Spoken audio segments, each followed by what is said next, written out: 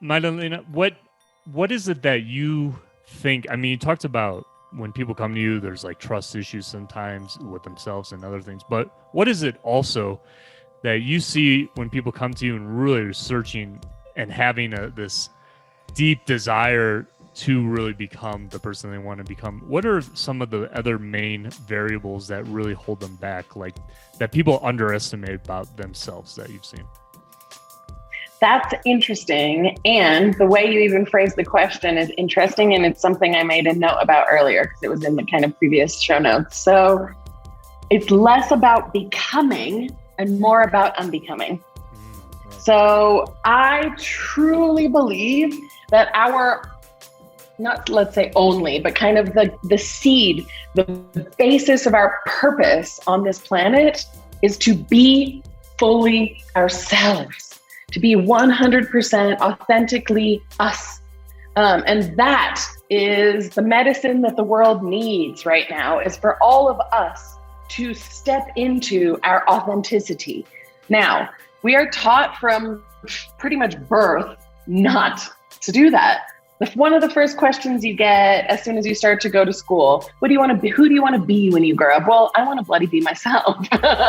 Right? And so, or like, oh, you're too much, you're too bossy, right? There are all of these parameters on who and how we be are set up very, very early. So we're basically programmed into becoming someone we're not. And we're programmed into creating all of these, fulfilling all of these roles within society that I think are just completely outdated, because I don't think that the structures of our society as they exist today serve us anymore, quite frankly.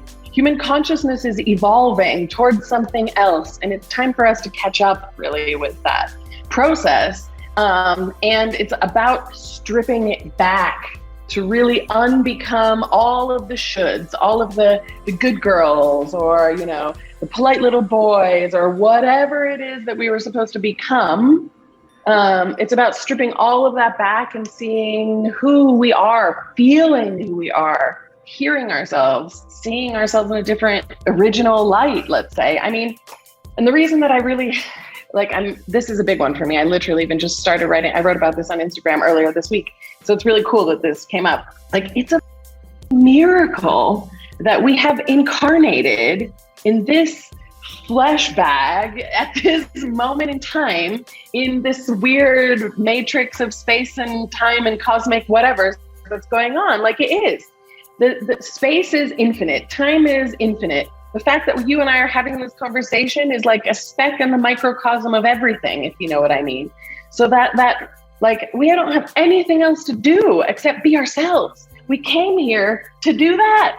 And it's like we've just totally forgotten and gone and started to, like, through the confines of the ways that society is structured, we've gone and just like totally forgotten. And now let's be clear, I am not necessarily an advocate of full anarchy. It might sound like I am, but that's not the case. I'm not entirely sure what I advocate for yet, because as I said, I really do believe that we're going through a massive shift right now and a huge consciousness upgrade. And I don't necessarily know what we should be or what is coming, or what might be different, or how we can do all of this differently. How can we organize as humans on the planet differently? I don't know. I don't have the answers. And I do know that it's time to come back to ourselves. It's time to come home to who we are. And that takes courage, that takes consistency, that takes practice. It takes bold ass moves. It takes investment. It might take letting go of a lot of things. All of the ideas of who we thought we might be, or who we're supposed to be, or, right? So there's a lot wrapped up in that.